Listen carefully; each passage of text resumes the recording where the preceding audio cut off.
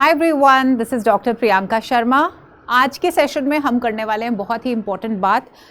ये उस चीज़ के बारे में बात है जिसकी वेट हम सबको होती है, वो है असिस्टेंट प्रोफेसर की इंटरव्यू। आप में से कितने स्टूडेंट्स हैं जिनका नेट हो गया है, वो directly assistant professor interviews face करते हैं। कई जो है वो पीएचडी कर रहे हैं, अल्टीमेटली उनको भी यही चीज़ फेस करनी है।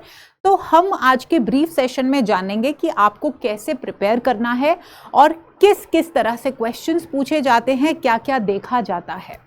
तो सबसे पहले स्टूडेंट्स याद रखिए कि असिस्टेंट प्रोफेसर की जो इंटरव्यू होती है, जो लार्ज स्केल के ऊपर होती है, like when I talk about central universities, state universities, even IITs, right. IITs का मैं आपको एग्जांपल बाद में दूंगी, पहले हम सेंट्रल और स्टेट यूनिवर्सिटीज के बारे में बात करते हैं।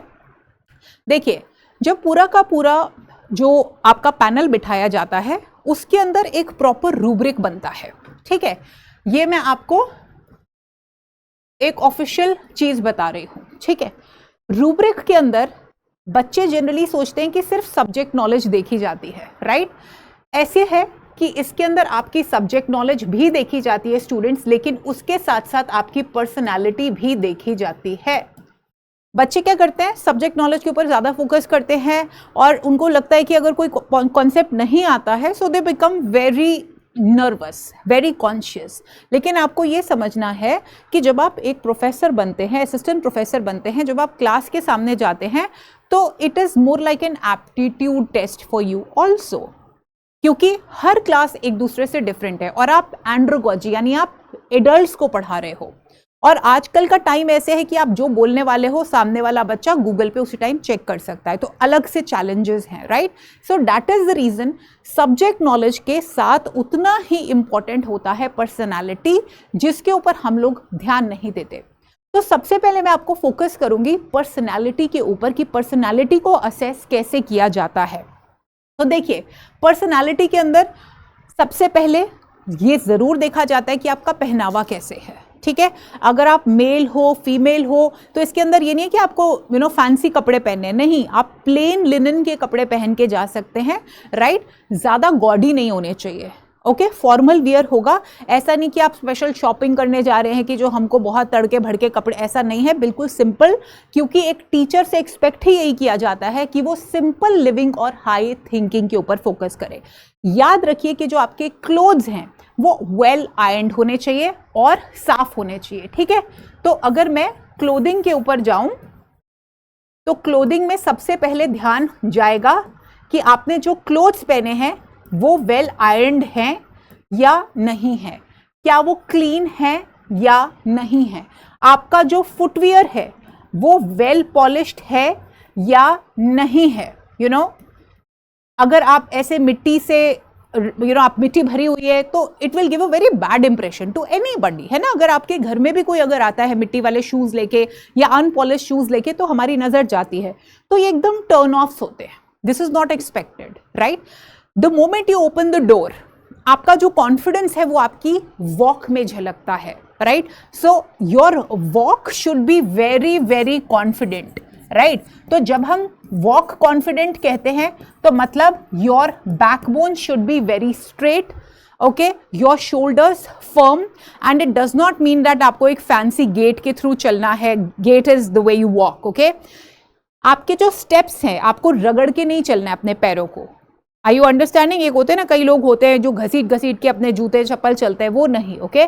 Your steps should be very very firm, very confident, and you have to wish the entire panel at once, right. अगर मेल्स भी है, फीमेल्स भी है, तो ऐसा नहीं है कि आप हर एक को देख के good morning good morning good morning, no.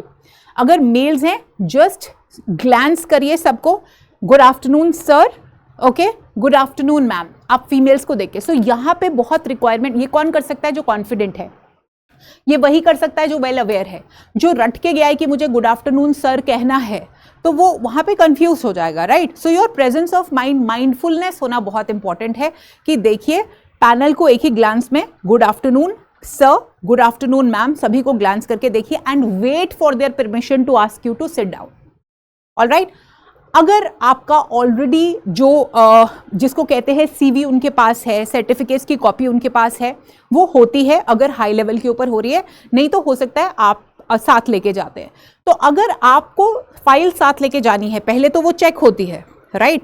अगर इन केस आपको कोई डॉक्यूमेंट लेने चाहते हैं तो वो डॉक्यूमेंट्स क्लीनली प्लेस्ड होने चाहिए, ये नहीं कि आप फंबल कर रहे हो, right. So there should be no fumbling, ना डॉक्यूमेंट्स की फंबलिंग होनी चाहिए। बहुत आपको फाइल जो भी आपका फोल्डर है उसमें क्लियरली सर्टिफिकेट्स रखिए, खरीदना पड़ेगा खरीद लीजिए, ठीक है ना। आप सबको मैं यही बोल रही हूँ, जाइए खरीदिए, उसके अंदर वेल प्लेस्ड रखिए डॉक्यूमेंट्स, ताकि फंबलिंग नहीं होनी चाहिए। कॉन्फिडेंटली कुछ पूछते हैं, आपको दिखाना पड़ता है, तो आपके पास वो चीज जो है वो क्लियरली होनी चाहिए। फंबलिंग ऑफ स्पीच नहीं होनी चाहिए, ओके। तो fumbling, no fumbling in your certificate documentation, neither fumbling in your language. अब जो बहुत इंपॉर्टेंट बात आती है जिसके ऊपर स्टूडेंट्स कंफ्यूज होते हैं, वो है लैंग्वेज। आपको पता है कि वहां पे लैंग्वेज असेसमेंट भी की जाती है। अब लैंग्वेज असेसमेंट कैसे की जाती है? जैसे फॉर एग्जाम्पल आप इंग्लिश के प्रोफेसर बन रहे हो या आप हिंदी के बन रहे हो, तो जनरली हम लोग ये एक्सपेक्ट करते हैं कि इंग्लिश में आपसे सवाल पूछे जाएंगे, हिंदी में आपसे सवाल पूछे जाएंगे, right. But overall social sciences के अंदर अगर आप जाते हैं, जनरली देखा गया है कि पैनल आपसे इंग्लिश में बात करता है, ठीक है। तो आप उसका जवाब इंग्लिश में दीजिए। अगर आप कंफर्टेबल नहीं हैं, मैं इस ऑप्शन को सही नहीं मानती हूं, बट मैं बोलती हूं कि अगर आप कॉन्फिडेंट हो और आपको लगता है कि लैंग्वेज आपके लिए एक रुकावट है, राइट, तो आप क्लियरली उनको बोल सकते हो, sir ma'am I am not that comfortable in English, can I speak in my regional language और Hindi, and I promise that I will improve upon my English, right. मुझे अगर कोई कैंडिडेट ऐसा बोले तो मैं उसको बहुत अच्छा मानूंगी, उसको ऑनेस्ट मानूंगी कि इससे क्या हो रहा है, ये उन कैंडिडेट्स के लिए जो अभी अपीयर हो रहे हैं, राइट। तो यू प्लीज आस्क देम कि क्या मैं अपनी रीजनल भाषा हिंदी में या जो भी भाषा है उसमें आंसर कर सकता हूं या कर सकती हूं, and I promise I will learn this language better. अगर आप कंफर्टेबल हो इंग्लिश हिंदी में, ठीक है, तो आपसे जिस भी लैंग्वेज के अंदर सवाल पूछे जाते हैं, अगर हो सकता है पैनल में एक प्रोफेसर आपसे इंग्लिश में पूछ रहा है तो आप इंग्लिश में जवाब देंगे, ठीक है, वहां पे हिंदी मत बोलिए अगर आप वेल वर्स्ड हैं। अगर कोई हिंदी में पूछ रहा है तो आंसर इन हिंदी, डोंट वहां पे इंग्लिश मत शो ऑफ करिए, इंग्लिश में आंसर मत करिए। जो अगर रीजनल भाषा में कोई पूछ रहा है, so basically that is language adaptation testing. वहां पे देखा जा रहा है कि आप कितनी जल्दी लैंग्वेज में अडेप्ट कर पाते हो, क्योंकि इवेंचुअली आप किसी विलेज के अंदर आपकी प्लेसमेंट होती है, आपको जॉब मिलती है, या आपके किसी शहर के अंदर आपको जॉब मिलती है, तो वहां पे लैंग्वेजेस देखो सीखनी पड़ेंगी, है ना। यूपीएससी नहीं है ये कि यूपीएससी के अंदर उनको रोज रोज आईएएस ऑफिसर्स आईपीएस ऑफिसर्स को रोज रोज क्लास में नहीं जाना है। आपकी क्लास के अंदर डाइवर्सिटी है, आजकल इंक्लूजन के बारे में बात हो रही है, अलग अलग भाषा के बच्चे आपकी क्लास में बैठेंगे। So language adaptation is very very important. So for now अगर किसी को भाषा में प्रॉब्लम है, tell them that I am, please, I'll be more comfortable in my language, I'll work upon this. But otherwise, all of you who are well versed, you have to answer in the language they ask questions, right? तो ये आपके personality के ऊपर है। दूसरा, fumble नहीं करना है, कॉन्फिडेंट रहना है। एवरीवन गेट्स नर्वस, लेकिन आपको वो नर्वसनेस नहीं दिखने देनी है, कोशिश करके, okay. Everybody is nervous, just that level थोड़ा सा ऊपर नीचे होता है। So try to at least be confident. आप अगर एक इंटरव्यू लेवल तक पहुंचे हैं तो आपके अंदर कुछ तो होगा, ऐसे तो नहीं हर कोई पहुंच जाता है इंटरव्यू में। तो अपने आप ऊपर विश्वास रखिए और बेबाक होके फुल कॉन्फिडेंस के साथ जो है आप अपीयर करें। अब हम बात करते हैं कि सब्जेक्ट नॉलेज के अंदर क्या क्या पूछा जा सकता है। तो स्टूडेंट्स, अब अगर आप मास्टर्स डेफिनेटली बात कर रहे हैं, तो आपका जो भी सब्जेक्ट है उसकी आपको बेसिक नॉलेज तो होनी चाहिए, जिसको हम क्या कहते हैं, फाउंडेशन नॉलेज आपकी पक्की होनी चाहिए, ठीक है। फाउंडेशनल सब्जेक्ट्स होते हैं। अब अगर आपके पास पीएचडी है, ठीक है, तो पीएचडी थीसिस रिलेटेड क्वेश्चंस वो आपसे पूछते हैं। अगर आपके पास पीएचडी थीसिस है, और ये जनरली क्या पूछा जाता है, इसके अंदर पूछा जाता है कि आपके इसकी सिग्निफिकेंस क्या थी स्टूडेंट्स, और इसका रिजल्ट पूछा जाता है। तो आपको इलैबोरेट करके रिजल्ट नहीं बताना, क्योंकि जिसने भी पीएचडी के ऊपर जेन्युइनली खुद से काम किया है, they can go on and on. After all आपने 4 से 5 साल लगाए हैं। कोई मेरे से मेरी थीसिस के बारे में बात करना शुरू करेगा तो मैं तो बस लंबा लंबा लंबा बताएंगे। यहाँ पे वो आपसे 1 या 2 लाइनों में जिस्ट पूछना चाहते हैं। तो even generally also students, you should know, अगर आपके पास पीएचडी नहीं है, राइट, तो बहुत पॉसिबिलिटी है कि वो आपसे मास्टर्स की आपने जो डिसर्टेशन किया है ना, मास्टर्स डिसर्टेशन। तो यहाँ पे मैं एक और चीज़ बता दूँ, इंडिया और फॉरेन के एजुकेशन सिस्टम के अंदर ये थोड़ा सा अंतर है। हमारे यहाँ पे पीएचडी के रिसर्च वर्क को थीसिस बोला जाता है, मास्टर्स को डिसर्टेशन। अगर आप वेस्टर्न कंट्रीज में देखेंगे तो वहाँ पे पीएचडी को डिसर्टेशन बोला जाता है और मास्टर्स को बोला जाता है थीसिस, राइट। तो ये क्लैरिटी मैं आपको पहले ही दे देती हूँ। तो अगर आपने पीएचडी नहीं किया है, मास्टर्स में क्या डिसर्टेशन किया था, क्या उसकी समरी रही है, वो आपके पास समरी होनी चाहिए along with foundational knowledge. In case कोई सब्जेक्ट में क्वेश्चन आपको नहीं आता है तो be very confident, very humble and से कि sir I don't know about it, but I will be definitely learning about it once I'm out of the interview, या फिर I will be very glad if you could tell me about it because I don't know about it। तो आपने गलत answer नहीं करना है, वहाँ पे आपको झगड़ा नहीं करना है, वहाँ पे ईगो क्लैशेस नहीं होनी है, वहाँ पे ये नहीं बताना कि भाई आप टेढ़े मेढ़े क्वेश्चंस के आंसर्स दोगे। वो कितने सालों के एक्सपीरियंस वाले हैं, वो इंसान को देख के समझ जाते हैं। तो ह्यूमिलिटी होनी चाहिए, हम्बल येट कॉन्फिडेंट। हम्बल ये कि नहीं आता तो आप रिक्वेस्ट से बोल दीजिए। देखिए सिलेक्शन नहीं होगी ये बात अलग है अगर आपको ज़्यादातर नहीं आएगा, लेकिन इंप्रेशन गलत नहीं जाना चाहिए कि ये घुमाने की कोशिश। ये simplicity is always valued, always remember. So be humble in case you do not know, and अगर आपको पता है तो बी एजर्टिव येट कॉन्फिडेंट। जो पूछ रहा है उसकी आईज में देख के बात करनी है, ये नहीं कि आप आंखें ऐसे ऐसे कर रहे हो, that indicates you have lack of confidence. So ensure that you look into the eye and answer them in a very very formal way with a smiling face, right? ये होता है मेन राइट। अब जो भी आपके subject knowledge है मैंने आपको बता दिया है, ये सभी के लिए है कि जो इंटरव्यूज में देखा जाता है। एंड अब मैंने आपको IITs के एग्जाम्पल दिए थे, कुछ IITs के अंदर, हाँ इसके अंदर एक चीज़ मैंने मिस कर दी, कभी कभी आपसे डेमो भी लिया जाता है। तो अगर मैं सब्जेक्ट के बारे में बोलूँ तो यहाँ पे कभी कभी ये आपसे डेमो भी मांग लेते हैं।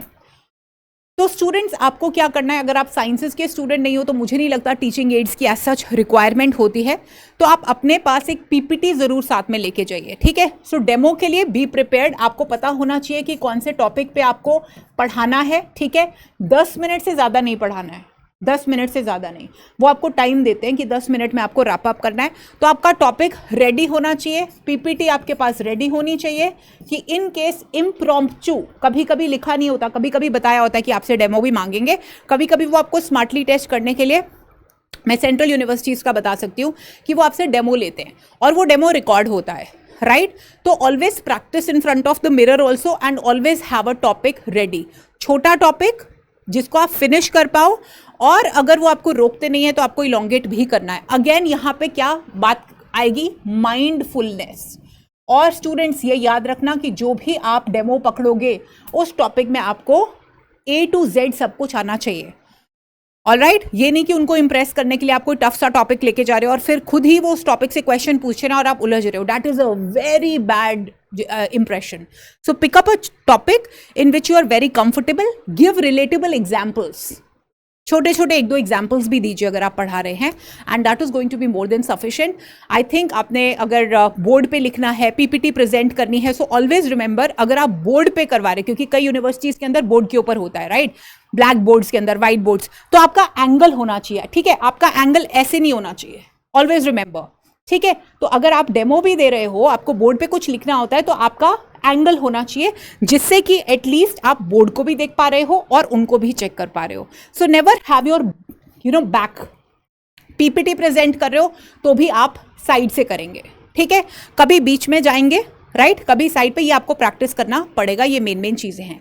जाते जाते IITs के बारे में बताती हूँ। IITs, कुछ IITs के अंदर जब परमानेंट इंडक्शन होती है तो स्टूडेंट्स के सामने होती है, पैनल तो बैठता ही बैठता है, लेकिन जो इंडक्शंस के अंदर जो आपके कैंडिडेट्स होते हैं वहाँ पे अनबायस्ड सिलेक्शंस अगर हो तो वहाँ पे जनरली वही होती हैं, वहाँ पे परमानेंट पोजीशन पे, राइट। सो जहाँ पे सो कॉल्ड कोई पावर स्ट्रक्चर नहीं चलता है, स्टूडेंट्स के सामने सिलेक्शन होती है, यानी कि जो भी कैंडिडेट आया है उसके पूरी ट्रांसपेरेंसी रखी जाती है, क्या क्वेश्चंस पूछ रहे हैं प्रोफेसर्स और वो किस तरह डेमो देख रहा है, द एंटायर स्टूडेंट्स कैन सी।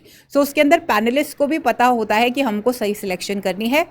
एक और चीज़, एपीआई के बारे में आपको आइडिया होना चाहिए कि आपकी स्टैंडिंग क्या है, ठीक है। अभी बहुत सारे आप बोलोगे कि मैम एपीआई के बारे में तो बोल रहे हैं कि एपीआई नहीं एग्जिस्ट करेगा। हाँ जी, बोला गया है, लेकिन अभी ऐसा हुआ नहीं है, ठीक है। तो बच्चे एक ना एपीआई कैलकुलेटर होगा, आपको मिल जाएगा गूगल के ऊपर।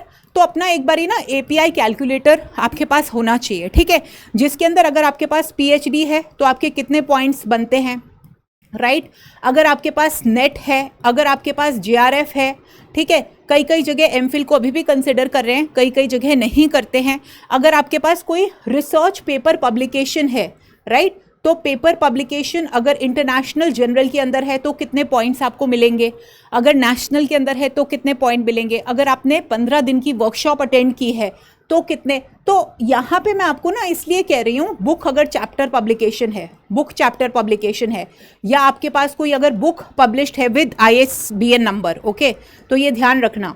तो और ये जो पेपर पब्लिकेशन होगा ये भी ISSN नंबर वाला होना चाहिए, ये ISBN नंबर। तो ये मैंने आपको एग्जाम्पल दिया है कि देखिए वहाँ पे क्या होता है ना, जब आप डॉक्यूमेंट्स दिखाते हो, this I am talking about जो अच्छी यूनिवर्सिटीज़ होते हैं वहाँ पे एडमिन ऑफिस के अंदर ऑलरेडी ये वर्क होता है। आपके डॉक्यूमेंट्स जो आपने मेंशन किए होते हैं एप्लीकेशन में वो वेरीफाई होते हैं, और अगर वो सही होते हैं तभी आपका इंटरव्यू पैनल जो है वो इंटरव्यू कंडक्ट करता है, नहीं तो नहीं करता है। तो वो लोग तो कैलकुलेट करेंगे, राइट। ये मैं आपको इसलिए बता रही हूँ क्योंकि ये ग्राउंड रियलिटी है कि एडमिन जब आपके चेक कर रहे होते हैं डॉक्यूमेंट्स, उनसे गलती हो जाती है, या वो कभी कभी, कहना नहीं चाहिए लेकिन may be they prefer certain candidates. तो वहाँ पे आपको पता होना चाहिए कि आपके कौन से डिग्री पे, कौन से पब्लिकेशन पे कितने पॉइंट मिलेंगे, कितनी आपकी पब्लिकेशन है, वर्कशॉप्स कितनी है, NSS के पॉइंट्स हैं नहीं हैं, ये सारा का सारा आपको ध्यान रखना होता है। और another thing which I always tell to my students and I tell this to you also, खुदा ना खास्ता, ठीक है, आपकी बहुत बढ़िया इंटरव्यू जाती है, और जैसे IIT central university, state universities हैं जहाँ पे बहुत ट्रांसपेरेंट चीज़ें होती हैं, राइट। कई प्राइवेट यूनिवर्सिटीज़ हो गई या कहीं पे भी अगर आपको लगता है कि गड़बड़ हुई है, राइट, तो मेरा एक सिंपल सा है, मैं भड़का नहीं रही हूँ बट फैक्ट है, हमारे देश में एक RTI नाम की चीज़ है, ठीक है, राइट टू इन्फॉर्मेशन। अगर आपको लगता है आपका API स्कोर बहुत बढ़िया था लेकिन कैलकुलेट सही से नहीं हुआ, इंटरव्यू बहुत बढ़िया थी, या कोई आपको डिस्क्रिपेंसी लगती है, तो RTI लगाइए, ठीक है, कोई पैसा तो लगता नहीं है उसके ऊपर, बहुत सिंपल है लगाना। सो राइट टू इन्फॉर्मेशन हर एक का अधिकार है। सो गो अप्लाई दैट, कुछ उसमें झंझट नहीं है, थोड़ा सा अवेयरनेस ज़रूरी है, and trust me, you will come out as a confident individual, a confident citizen, and I know when you know all of this, so definitely आपकी सिलेक्शन जो है वो होगी ही होगी। एक इंटरव्यू में रिजेक्शन, 2 इंटरव्यू में रिजेक्शन, 3 इंटरव्यू में रिजेक्शन होके मायूस नहीं होना है। Everyone faces rejection, इंसान वही है सक्सेसफुल जो गिर के उठता है, राइट। और अगर आप जितनी इंटरव्यूज देते हो उतना कॉन्फिडेंस भी बढ़ता है। Alright, so that's about it. Take care of yourself. कोई भी question होगा, be free to ask me in the comments. I'll be very glad to answer you. Take care of yourself. Bye bye.